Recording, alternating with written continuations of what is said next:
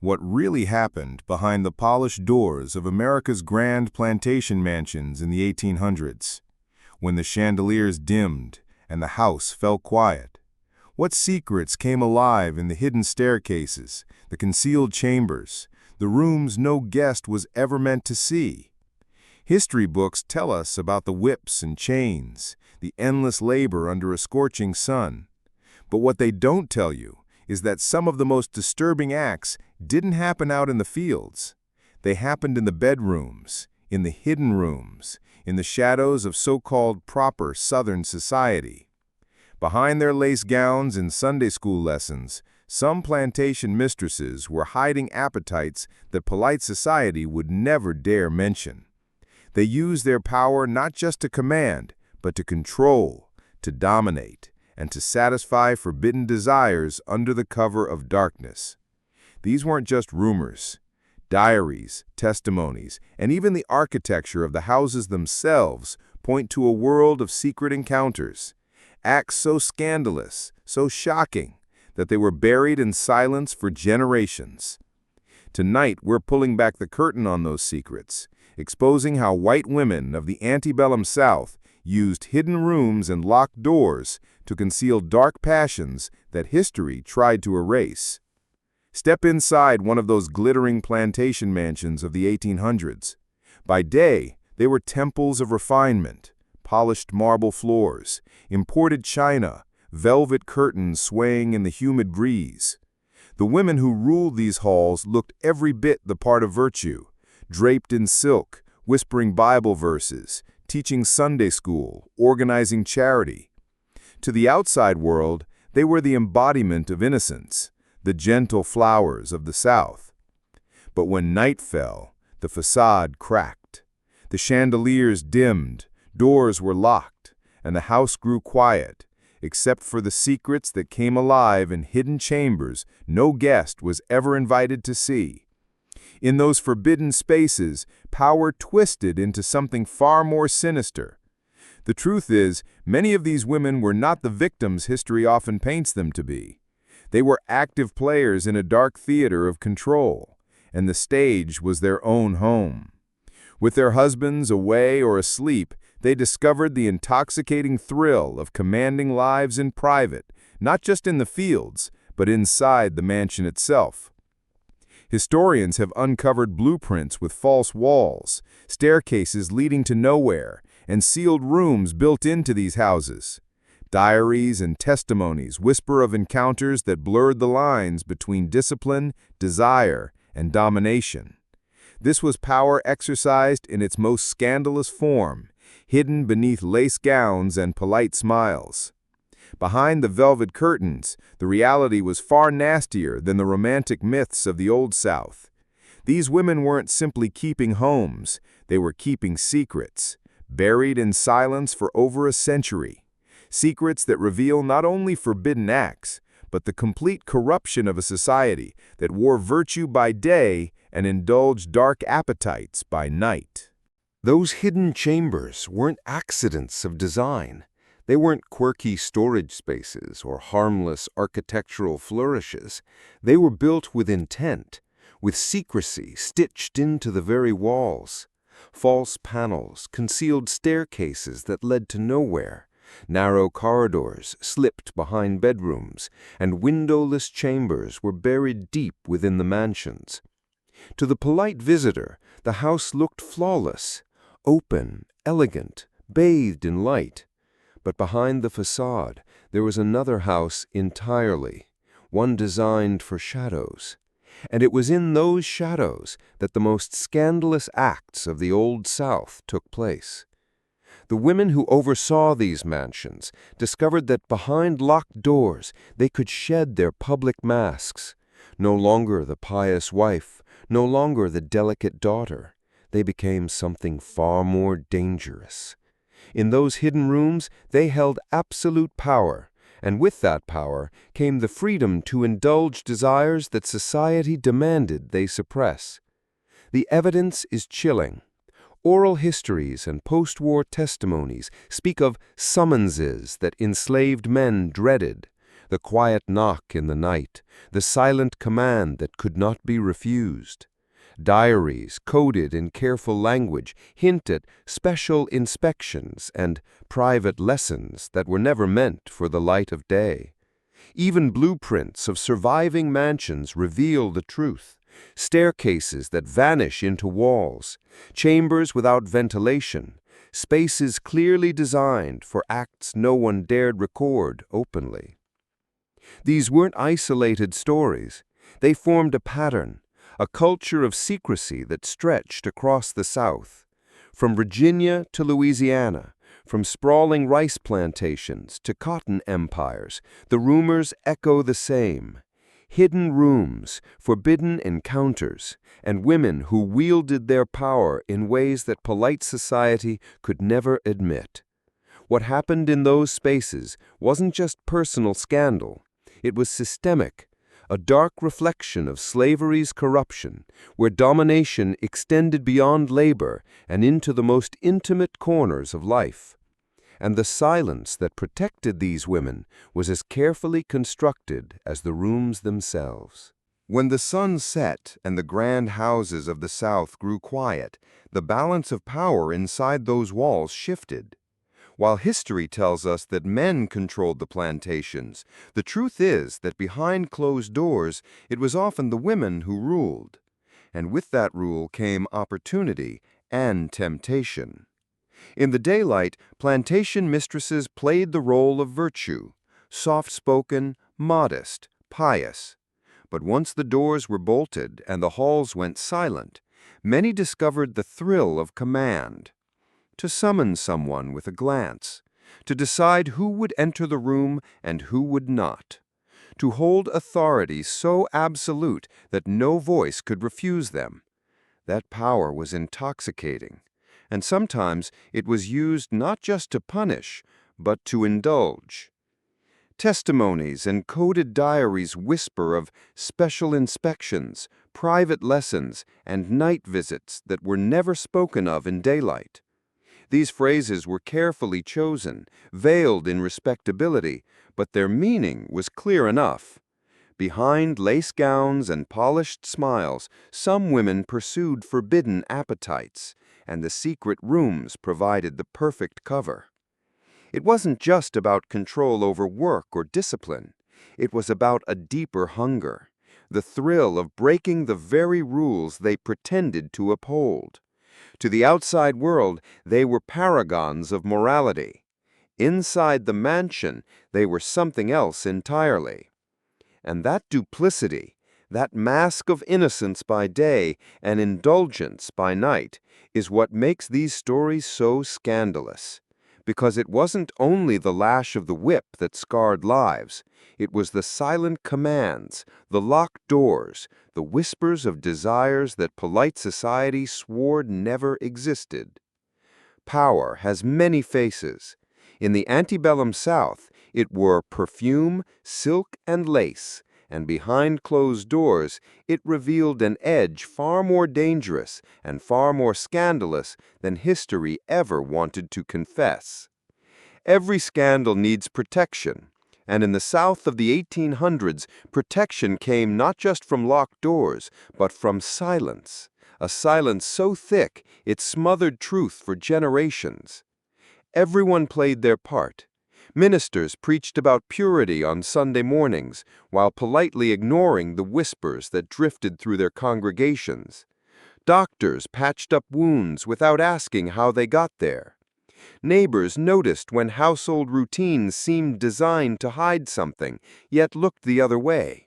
And families? Families guarded reputations like treasures, burying secrets deeper than any grave. It was a performance, perfected across generations. By day, women appeared draped in lace, quoting scripture, arranging flowers for charity events. By night, some indulged in acts that would have destroyed their names if spoken aloud. And the community understood one thing. Those names, those families, were too powerful to stain.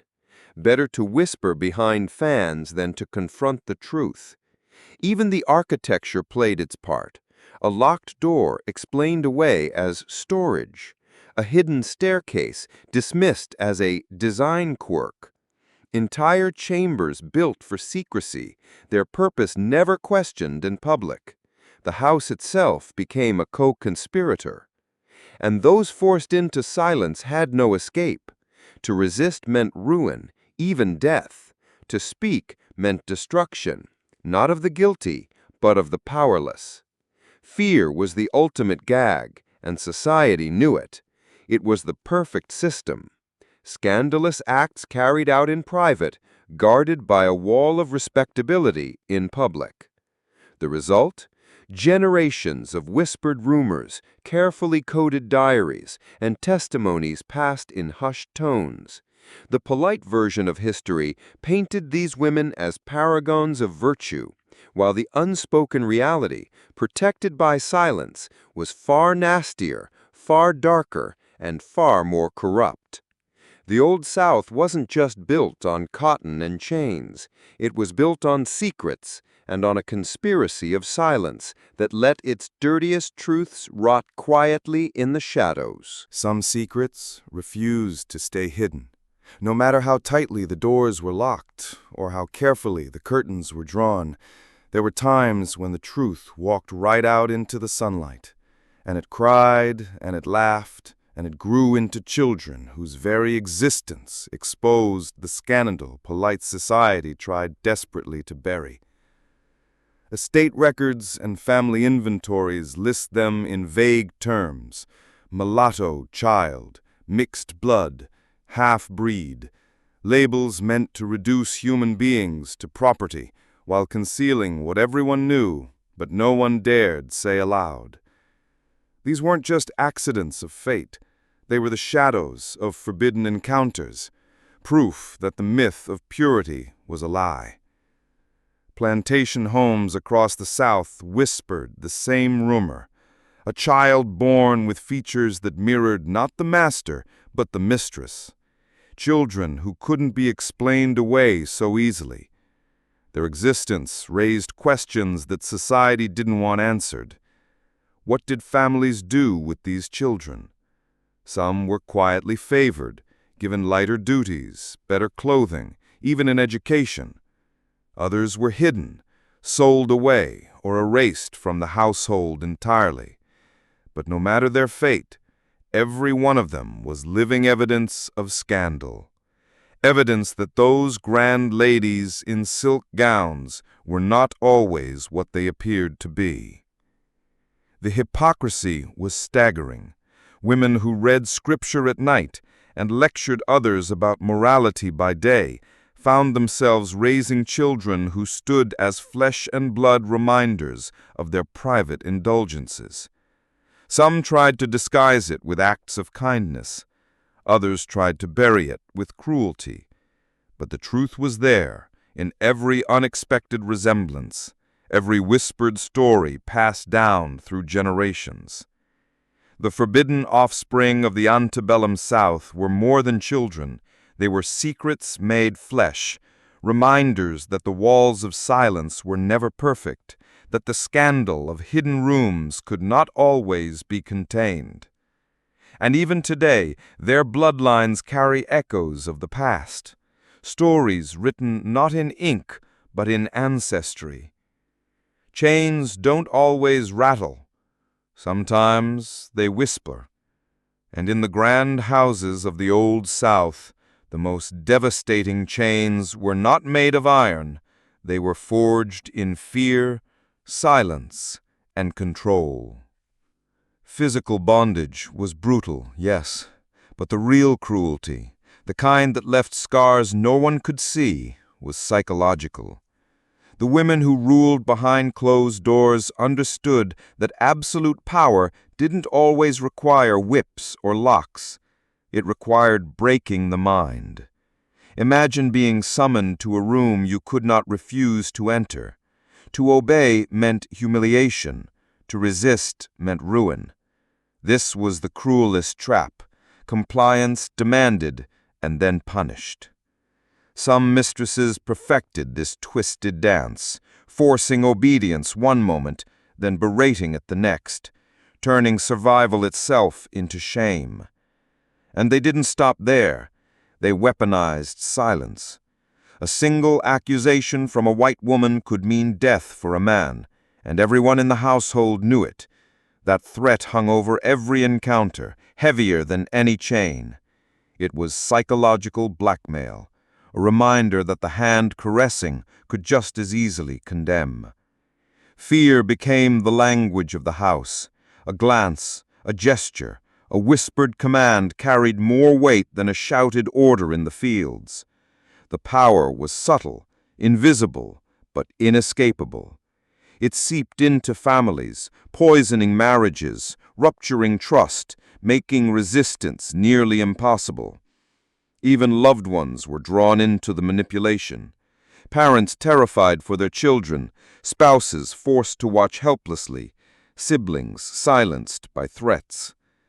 This was control at its most perverse, not just bending bodies, but bending spirits, forcing men and women alike to question their own worth, their own dignity, their very identity. The chains that bound them were not always seen, but they were felt, heavy, crushing, and unbreakable. And this is perhaps the nastiest truth of all. The cruelty wasn't always loud. Sometimes it was whispered through a smile, hidden in a prayer, sealed behind a locked door. These were the psychological chains of the antebellum South, invisible, intimate, and far more lasting than iron could ever be. The Civil War ended. The chains were broken. Freedom, at least on paper, had arrived. But the secrets, the scandals, they didn't vanish with emancipation. They adapted. They slipped into new disguises, new contracts, new systems that looked legitimate but carried the same poison as before. The same women who once commanded from hidden rooms didn't suddenly surrender their appetites for power. They reinvented them. The old summons became employment agreements. The old bondage became apprenticeships. The old threats of death turned into threats of eviction, starvation, or ruin. The language changed, but the game stayed the same. In diaries and legal papers, buried in the fine print, you find the clues: contracts that bound men to plantations for decades, clauses demanding personal service that extended far beyond ordinary labor. The wording was careful, polished, and respectable. But behind those words was the same dark hunger, the same twisted use of control dressed in the costume of legitimacy. The secret rooms didn't vanish either. Many of those mansions remained standing, their false walls and hidden chambers intact. The architecture outlasted the system. Some spaces were quietly repurposed, others sealed shut, but their purpose lingered like a ghost, whispered about, but never acknowledged. And society? It looked away once again. Judges, ministers, neighbors, all complicit in the cover-up. Because the story of the Southern virtue had to survive.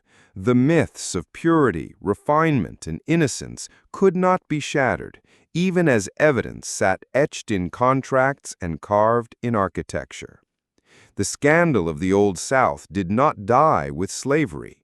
It was carried forward, hidden behind new words, concealed under legal paper, protected by silence that was as suffocating as ever. And this is what makes the history so disturbing. The mask changed, but the face behind it stayed the same. What was once whispered in locked chambers became encoded in law and custom. And the women who had thrived in secrecy before found new ways to maintain control in a world supposedly free.